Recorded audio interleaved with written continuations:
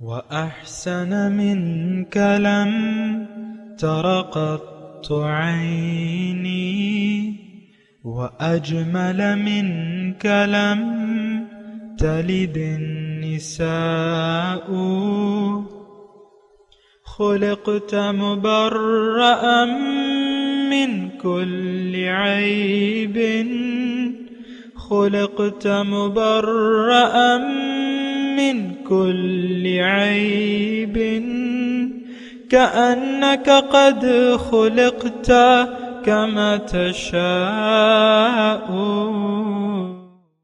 كتاب أنزلناه إليك مبارك ليدبروا آياته وليتذكر أولو الألباب. یہ کتاب برکت والی ہے جسے ہم نے آپ کی طرف نازل فرمایا ہے تاکہ دانش مند لوگ اس کی آیتوں میں غور و فکر کریں اور نصیحت حاصل کریں. اللہم صلی علی سیدنا محمد وعلی آل سیدنا محمد بعدد کل ذرۃ مئۃ الف الف مرت.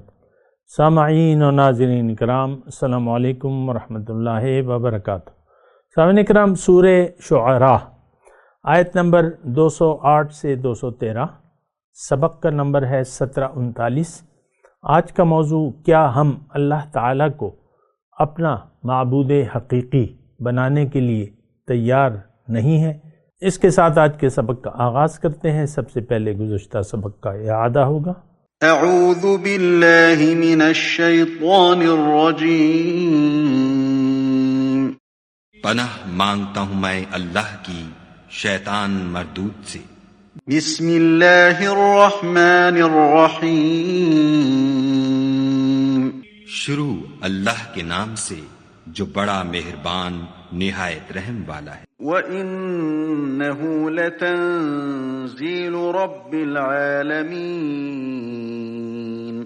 اور یہ قرآن خدائے پروردگار عالم کا اتارا ہوا ہے. نزل به الروح الامین. اس کو امانت دار فرشتہ لے کر اترا ہے. على قلبك لتكون من المنذرین. یعنی اس نے تمہارے دل پر القاء کیا ہے تاکہ لوگوں کو نصیحت کرتے رہو. بلسان عربی مبین. اور القاء بھی فصیح عربی زبان میں کیا ہے. وَإِنَّهُ لَفِي زُبُرِ الْأَوَّلِينَ. اور اس کی خبر پہلے پیغمبروں کی کتابوں میں لکھی ہوئی ہے. أَوَلَمْ يَكُنْ لَهُمْ آيَةً أَنْ يَعْلَمَهُ عُلَمَاءُ بَنِي إِسْرَائِيلَ. کیا ان کے لیے یہ سند نہیں ہے کہ علماء بنی اسرائیل اس بات کو جانتے ہیں؟ وَلَوْ نَزَّلْنَاهُ عَلَى بَعْضِ الْأَعْجَمِينَ.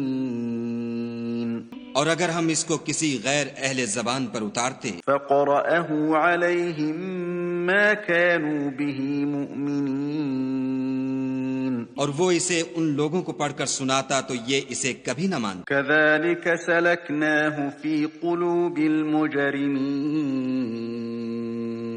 اسی طرح ہم نے انکار کو گناہ گاروں کے دلوں میں داخل کر دیا. لا يؤمنون به حتى يروا العذاب الأليم.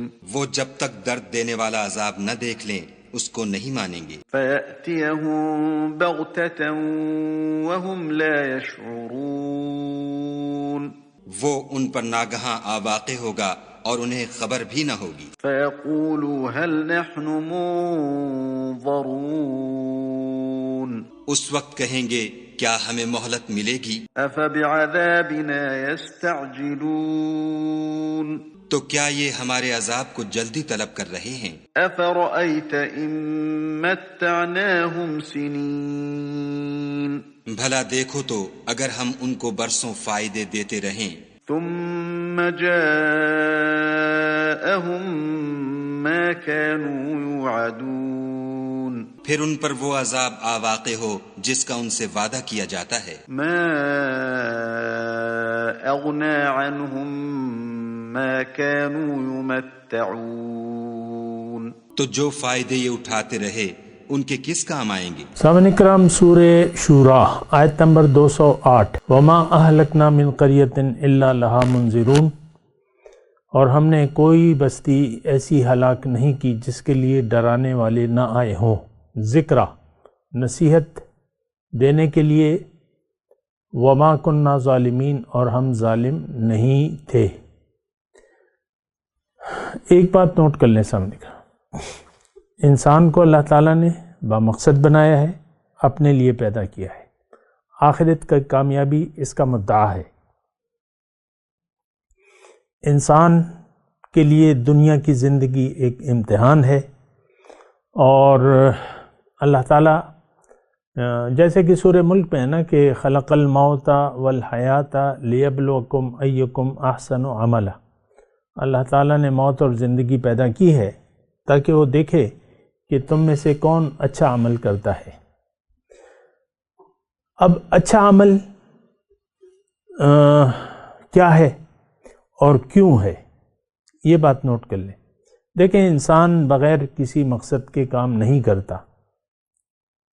ایک بات تو یہ بنیادی طور پہ آپ نوٹ کر لیں، اس بات پہ ہم سوچتے نہیں ہیں ویسے، لیکن دنیا میں جو بھی انسان بس رہے ہیں اور جو بھی کام کر رہے ہیں وہ ان کا کوئی نہ کوئی مقصد ضرور ہے، وہ اچھا ہے یا برا وہ ایک الگ بحث ہے۔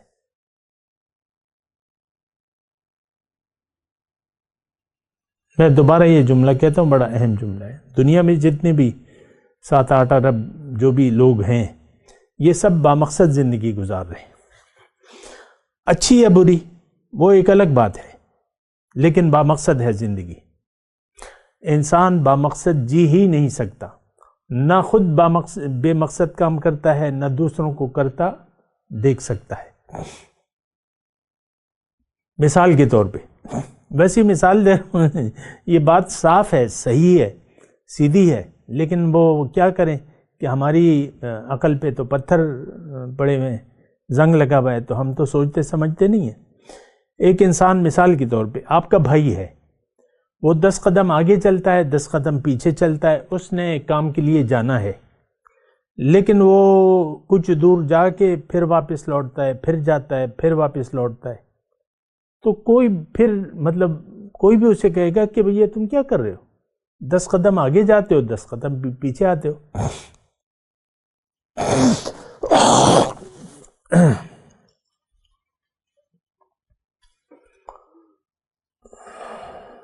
یا ایک آدمی پیاسا ہے، وہ کہتا ہے میرے پاس مجھے پانی چاہیے، کوئی اسے پانی لا کے دے دے۔ اب یہ دیکھیں، ایسی چھوٹی چھوٹی مثالیں ہیں، نان سینس ہے، لیکن کیا کروں میں تو اب آپ کو تو یعنی خود بھی سمجھنا ہے اور آپ کو بھی سمجھانا ہے۔ پیاسا ہے، پانی اس نے پینا ہے، وہ کوئی پانی لا کے دیتا ہے، کہتا ہے 2 گلاس لانا، وہ کبھی پانی ایک گلاس میں ڈالتا ہے، کبھی دوسرے گلاس میں، ایک گلاس کو خالی کرتا ہے، ایک کو بھرتا ہے۔ تو وہ جو پانی لا کے دیا ہے وہ کہہ رہا ہے یار پانی پیو تم، میں تو پانی پینے کے لیے دیا ہے، تم پی کیوں نہیں رہے ہو، کبھی ایک گلاس میں ڈالتے ہو کبھی دو۔ میں یہی بات آپ کو کہہ رہا ہوں کہ سب انسان بامقصد زندگی گزار رہے ہیں۔ اچھے یا برے مقاصد ہو سکتے ہیں، لیکن بامقصد، بے مقصد کام انسان نہ کرتا ہے، نہ کرنا چاہتا ہے، اور دوسرا اگر کوئی اس کے سامنے ایسی کوئی فضول سی حرکت کرے تو آپ اس کو ٹوکتے ہیں کہ کیا کر رہے ہو۔ میرے پاس خود موٹر سائیکل ہے، تو 65 سال ہے، لیکن میں موٹر سائیکل چلاتا ہوں، اور تو بعض اوقات یہ ہے کہ رات کو جب میں جاتا ہوں گھر پہ تو ہیڈ لائٹ آف کرنا بھول جاتا ہوں۔ دوسرے دن جب صبح کے وقت میں دوبارہ موٹر سائیکل چلاتا ہوں تو وہ مجھے یاد نہیں رہتا بعض اوقات لائٹ بند کرنا، تو 10 آدمی مجھے ٹوکتے ہیں کہ بھئی یہ لائٹ کیوں جلائی ہوئی ہے تم نے، اشارے کرتے ہیں بند کرو بند کرو بند کرو۔ اگر قریب سے گزروں تو مجھے کہتے ہیں لائٹ بند کرو لائٹ بند کرو۔ اب لائٹ ایک ایسی چیز ہے، دن کے وقت جو لائٹ جلتی ہے، نہ تو وہ کسی آنکھوں کو چندیاتی ہے، نہ موٹر سائیکل کی صحت پر کوئی اثر ڈالتی ہے، لیکن دن کے وقت موٹر سائیکل کی لائٹ جلانا فضول ہے۔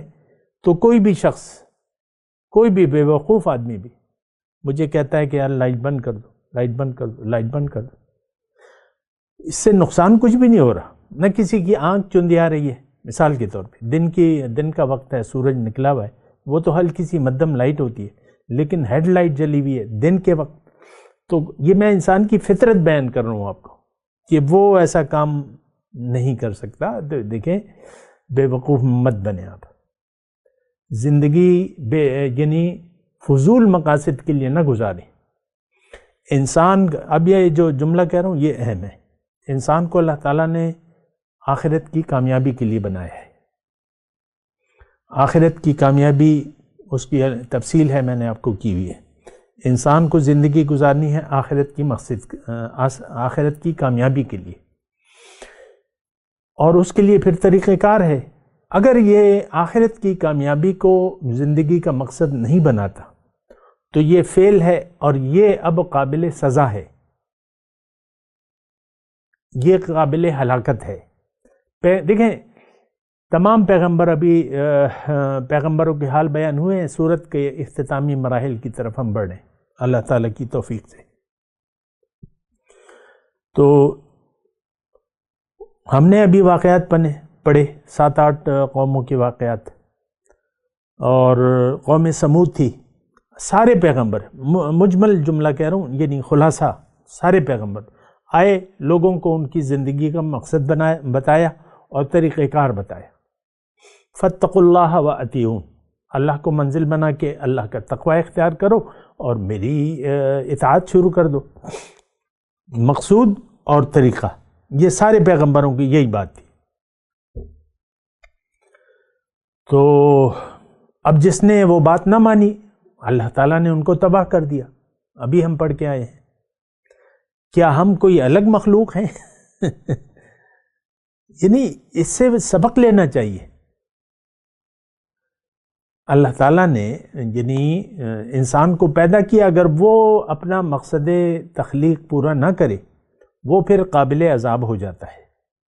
یہ تو عام بات ہے سامنے کرام. میں نے یہ اینک پہنی ہوئی ہے، پیسے دیے ہیں، بنوائی ہے، لیکن اگر یہ کام نہ کرے تو یا کام کرنا چھوڑ دے تو میں اس کو ردی کی ٹوکری میں ڈال دوں گا، کیونکہ پرانی اینک کا تو کوئی خریدار نہیں ہوتا. ردی کی ٹوکری میں پرانی ہو گئی ہے، داغدار ہو گیا، شیشے میلے ہو گئے، یہ ہو گئے، وہ گئے. جب اینک اپنا کام چھوڑ دے میں اس کو ردی کی ٹوکری میں ڈال دوں گا. اللہ کی ردی کی ٹوکری ہے اور وہ جہنم ہے. یصلونہا، جہنم یصلونہا وبئس القرار. یہ بات نوٹ کر لیں سامنے کرو. اللہ کی کسی سے رشتہ داری نہیں ہے. وَإِنَّ هَٰذِهِ أُمَّتُكُمْ أُمَّةً وَاحِدًا وَأَنَا رَبُّكُمْ فَاعْبُدُونِ. یہ تمہاری سب ایک لوگ ہو، تم امت واحد ہو، میں تمہارا رب ہوں، میری بندگی کرو. مقصود حاصل کرنا چاہتے ہو تو میری بندگی کرو، اور نہیں کرو گے تو عذاب آئے گا. اب دیکھیں ہم لوگ تھوڑا سا پھر ہم اپنے یعنی یہ 2 آیات جو میں نے پڑھی ہیں، وَمَا أَهْلَكْنَا مِنْ قَرْيَةٍ إِلَّا لَهَا مُنذِرُونَ ذِكْرَىٰ وَمَا كُنَّا ظَالِمِينَ. یہ تو نصیحت ہے لیکن ہم ظالم نہیں ہیں. دیکھیں اللہ تعالیٰ نے، یہ ظالم کی میں بات کر رہا ہوں، یہ تو پتہ ہے آپ کو کہ جہنم جو ہے شیطان اور اس کے پیروکاروں سے بھر دی جائے گی. وَيَوْمَ نَقُولُ لِجَهَنَّمَ هَلِ امْتَلَأْتِ وَتَقُولُ هَلْ مِن مَزِيدٍ. جہنم سے پوچھا جائے گا بھر گئی تو کہہ رہے کوئی اور ہے. یعنی جہنم دیکھیں نافرمانوں کا ٹھکانہ جہنم ہے. ان جہنم کانت مرصادن للطاغین مآبا، سورہ نبا میں ہے 30واں پارہ، کہ جہنم جو ہے وہ انتظار میں ہے. اور ٹھکانہ کیا ہے؟ جو حد سے گزر گیا. دیکھیں اس بات پہ غور کریں. میرا جی نہیں چاہ رہا کہ میں آپ کو بہلا دوں اور کچھ ادھر ادھر کر دوں بات، نہیں، تھوڑا سا سوچیں. یہ 2 آیت بڑی اہم ہے. اس میں ہلاکت کا تذکرہ ہے. انسان کی ہلاکت اس وقت ہوتی ہے جب یہ نبی کی بات ماننے سے انکار کر دے. اللہ تعالیٰ کسی فرد اور قوم کو اس وقت تک یعنی ہلاک نہیں کرتا جب تک کوئی پیغمبر نہ پہنچا دے. یعنی یہ سارے پیغمبروں کا سلسلہ جو اللہ تعالیٰ نے قائم کیا ہے یہ اسی لیے قائم کیا ہے کہ لوگوں کو ڈرایا جائے اور نصیحت دی جائے انہیں، لیکن اگر کوئی نصیحت نہ مانے تو پھر اس کی ہلاکت مقدر ہے۔ ہمیں تو دیکھیں، ہم تو خواب خرگوش میں لے کر سوئے ہوئے ہیں، اللہ ہماری منزل نہ ہے، نہ ہم اس کو بنانا چاہتے ہیں، ہمارا مقصود مطلوب و محبوب دنیا ہے اور دنیا ہی کے لیے ہم زندگی گزار رہے ہیں۔ تو جناب یہ ما اہلکنا من قریۃ الا لہا منذرون، میں آپ کو یہ بات کر رہا تھا یہ ظالمین پہ، ما کننا ظالمین۔ اللہ تعالیٰ نے قرآن میں فرمایا ہے ان اللہ لا یظلم الناس شیئا ولکن الناس کانوا انفسهم یظلمون، کہ اللہ تعالیٰ لوگوں پر ذرہ برابر ظلم نہیں کرتا، لیکن لوگ جو ہے اپنے اوپر ظلم کر رہے ہیں۔ تو ظاہر ہے کہ ہم اپنے اوپر ظلم کر رہے ہیں نا، جان بوجھ کر دیدہ دانستہ طور پر ہم نے حق سے منہ موڑ لیا ہے۔ اللہ کی یاد سے ہمارا دل خالی ہے، دنیا کی یاد سے ہمارا دل آباد ہے، ہمارا رخ اللہ کی بجائے دنیا کی طرف ہے۔ ظاہر اس وقت آج کے مسلمان کا مدعا ظاہر ہے، یہ ظاہر کے لیے جی رہا ہے، پیغمبر کی تعلیم اور اللہ کی ہدایت، یہ دونوں ایک ہی چیز ہیں، اس سے ہم نے منہ موڑ لیا ہے۔ اب اس میں ہمارے لیے کوئی کشش نہیں ہے آج کے مسلمان میں، قرآن اور سنت، اس میں ہمارے لیے کوئی کشش نہیں ہے، اور ہم اپنی اپنی مطلب براری کے لیے دین کو استعمال کرتے ہیں، باقی بات ختم ہو جاتی ہے۔ تو اب میں آپ کو یہ کہہ رہا ہوں اللہ تعالیٰ کی توفیق سے اور اس کی جانب سے کہ اپنے اوپر ظلم نہ کریں۔ اللہ ظالم نہیں ہے، آپ خود اپنے اوپر ظلم کر رہے ہیں۔ کون آج کا مسلمان؟ نصیحت آ گئی ہے رب کی طرف سے، اب اللہ تعالیٰ کی طرف سے حجت پوری ہو چکی ہے، یہ بات نوٹ کر لیں، اور قیامت کے دن آپ کے پاس کوئی عذر نہیں رہے گا، ابھی بھی نہیں ہے۔ اللہ کا کلام موجود ہے، تا قیامت موجود رہے گا، اور رسول کا طریقہ موجود ہے، لیکن ہم نے اس سے منہ موڑ لیا ہے۔ ہم یعنی اللہ کی ہدایت کے تابع ہو کر زندگی گزارنا نہیں چاہتے۔ باقی آپ کی مرضی ہے کہ کیا لیتے ہیں اس مضمون سے، لیکن یہ دو آیات کا خلاصہ یہ ہے کہ آپ کی ہلاکت قرآن اور حدیث آ گیا، پیغمبر صلی اللہ علیہ وسلم آ گئے۔ اب آپ اگر یہ دعوت تسلیم نہیں کرتے، اپنی منزل اللہ کو نہیں بناتے، آخرت کو دنیا پر ترجیح نہیں دیتے، زندگی اللہ کے لیے خاص نہیں کرتے، تو اب آپ کی ہلاکت لازمی ہے۔ باقی آپ کی مرضی ہے، جو مطلب آپ لیتے ہیں۔ اچھا، وما تنزلت بہ الشیاطین، قرآن کو شیطان لے کر نازل نہیں ہوئے، وما ینبغی لہم، اور نہ ان کا یہ کام ہے، وما یستطیعون، نہ وہ اسے کر سکتے ہیں، انہم عن السمع لمعزولون، یہ سننے کی جگہ سے دور کر دیے گئے ہیں۔ یہ شان نزول اس کا یہی تھا کہ یعنی مقامی لوگ جو تھے، اصل میں تو دیکھیں کیا ہے، اصل میں تو آپ اپنی مرضی کے مطابق، دین آپ نے اپنی مرضی کے مطابق گھڑا ہوا ہے۔ اب جو ہدایت آتی ہے تو وہ اسے ہم منہ موڑ لیتے ہیں۔ اس وقت کے لوگوں نے ایک بات یہ کہی کہ بھئی یہ کاہن یعنی جو شیطان کے ساتھی ہوتے ہیں، یہ ان کی طرف سے کلام ہے اور یہ اس طرح۔ تو خیر میں اس کی تفصیل میں اس لیے نہیں جاتا کہ اس وقت کے دور کے لوگوں کا یہ خیال تھا۔ آج ہمارے خیال میں یعنی دیکھیں ہماری حالت تو بہت بری ہے، قرآن کو زبان سے ہم مانتے ہیں اور حقیقت میں اس کو ہم کتاب ہدایت نہیں سمجھتے، کیونکہ ہماری منزل اللہ نہیں ہے، اور یہ قرآن تو ہدی للمتقین ہے۔ ہم متقی بننا نہیں چاہتے کیونکہ ہم دنیا دار ہیں اور اللہ والے بننا نہیں چاہتے، تو بات بڑی مختلف ہے۔ تو اللہ تعالیٰ کہہ رہا ہے کہ نہیں، وہ یہ شیطانوں کا کام نہیں ہے اور ان کی یہ طاقت بھی نہیں ہے۔ تو آگے آیت ہے فَلَا تَدْعُ مَعَ اللَّهِ إِلَٰهًا آخر، تم اللہ کے ساتھ کسی کو معبود مت بناؤ، فَتَكُونَ مِنَ الْمُعَذِّبِينَ، ورنہ تم عذاب میں مبتلا ہو جاؤ گے۔ کیا مطلب؟ اس کا مطلب واضح ہے۔ دیکھیں، کامیابی کا واحد ذریعہ جو ہے وہ خالص اللہ کی عبادت ہے۔ یہ کلمہ طیبہ جو ہم پڑھتے ہیں، اس کا مطلب کیا ہے؟ لا الہ الا اللہ۔ یہاں بھی کیا کہا جا رہا ہے؟ لا تدعو مع اللہ الہ آخر، اللہ کے ساتھ کے علاوہ کسی اور کو الہ مت بناؤ، ورنہ تمہیں عذاب میں مبتلا کر دیے جاؤ گے۔ تو یہ بڑی اہم آیت ہے۔ دیکھیں، الہ کی ہم بات کر چکے ہیں۔ الہ کا مطلب کیا ہے؟ جس کی آپ اطاعت کر رہے ہیں وہی آپ کا معبود ہے۔ اور تھوڑی سی اگر اس کی تفصیل میں جاؤں، اللہ کے حکم کے مقابلے میں، یعنی ان الحکم الا للہ، یہ بات تو آپ کو معلوم ہے، ہونی چاہیے کہ حکم اللہ کا ہے۔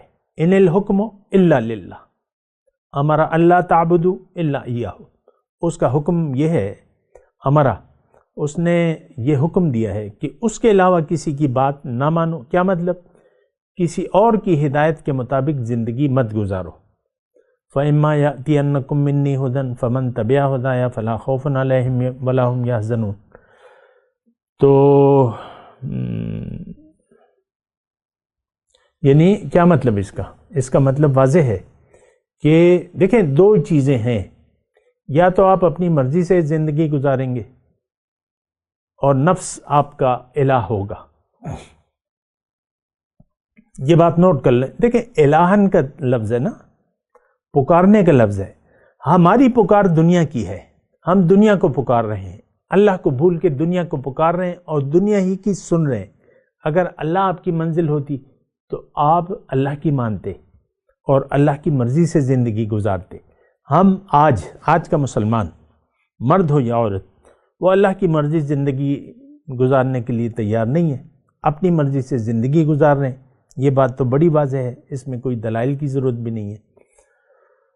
تو فلا تدعو مع اللہ الہا آخر، اللہ کے سوا کسی اور کو معبود نہ بناؤ، کسی اور کو نہ پکارو۔ اس وقت ہماری پکار ظاہر کی ہے، دنیا، ہائے دنیا، ہائے دنیا، ہائے دنیا۔ اس میں تو کسی دلیل کی ضرورت نہیں ہے نا آپ کو۔ تو اب جب دنیا، ایک بات نوٹ کر لیں، اگر دنیا آپ کی منزل بن گئی اور آپ کا رخ دنیا کی طرف ہو گیا، اللہ کی یاد سے اگر آپ کا دل خالی ہو گیا، دیکھیں یہ لازم و ملزوم ہے۔ اگر آپ کے دل میں دنیا ہے تو اللہ کی یاد سے آپ کا دل خالی ہے، یہ بات نوٹ کر لیں، کیونکہ اللہ تعالیٰ نے فرمایا ہے کہ ایک سینے میں نے دو دل نہیں پیدا کیے۔